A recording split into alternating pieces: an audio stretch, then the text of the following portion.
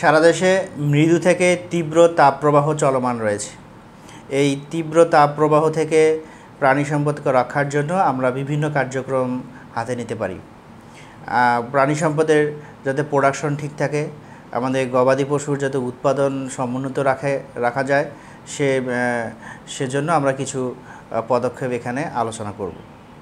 প্রথমে আপনারা গবাদি পশু এবং পোলট্রির ঘর ঠান্ডা রাখার জন্য পাটের চটের ব্যবস্থা করতে পারেন। গবাদি পশু এবং পোলট্রির ছাদের উপরে, টিনের চালের উপরে আপনারা চটের বস্তা দিয়ে সেখানে পানি ছিটিয়ে দিতে পারেন। এবং গবাদি পশু এবং পোলট্রির ঘরের মেঝেতে যদি চটের বস্তা দিয়ে সেখানে পানি ছিটিয়ে দেওয়া যায়, তাহলে ঘরের পরিবেশ অনেকটা ঠান্ডা থাকে। ঘরের পরিবেশে যাতে পর্যাপ্ত বায়ু চলাচল করতে পারে সেদিকে ব্যবস্থা রাখতে হবে।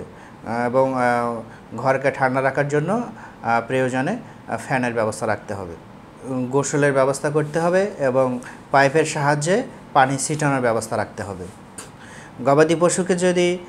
গবাদি পশু এবং পোলট্রিকে যদি আমরা খাবার পানির পাশাপাশি যদি কিছু ইলেকট্রোলাইট এবং ভিটামিন সি খাওয়াই, সেক্ষেত্রে দেখা যায় গবাদি পশু এবং পোলট্রির শরীরের তাপ অনেকটা নিয়ন্ত্রণে থাকে। সম্ভব হলে আপনার গবাদি পশুকে মিনারেল মিক্সচার সরবরাহ করুন।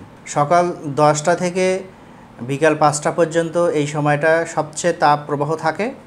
এই সময়টাতে আমরা গবাদি পশুকে ঘরে আবদ্ধ অবস্থায় না রেখে বাইরে নিয়ে এসে ছায়াযুক্ত স্থানে রাখতে পারি। গবাদি পশুকে খড় এবং অতি পরিপক্ক আঁশযুক্ত খাবার সরবরাহ পরিত্যাগ করে আমরা নরম এবং কচি ঘাস সরবরাহ করতে পারি। সেক্ষেত্রে দেখা যায় যে অনেকটাই তাপ নিয়ন্ত্রণে রাখা যায়। দিনের যে সময়ে তাপমাত্রা বেশি থাকে সেই সময়ে খাবার কম দিয়ে, যে সময়ে তাপমাত্রা কম থাকে সেই সময়ে খাবার বাড়িয়ে দিলে মোটামুটি তাপমাত্রা কন্ট্রোলে রাখা যায়। প্রচণ্ড গরমে আপনার গবাদি পশুকে কৃমিনাশক ঔষধ এবং টিকা প্রদান থেকে বিরত থাকুন। যে সময়ে টেম্পারেচার কম থাকে সে সময় এই কাজগুলো করুন। জরুরি পরিস্থিতি মোকাবেলায় স্থানীয় প্রাণী সম্পদ দপ্তর ও ভেটেরিনারি হাসপাতালের সাথে সার্বক্ষণিক যোগাযোগ রাখুন।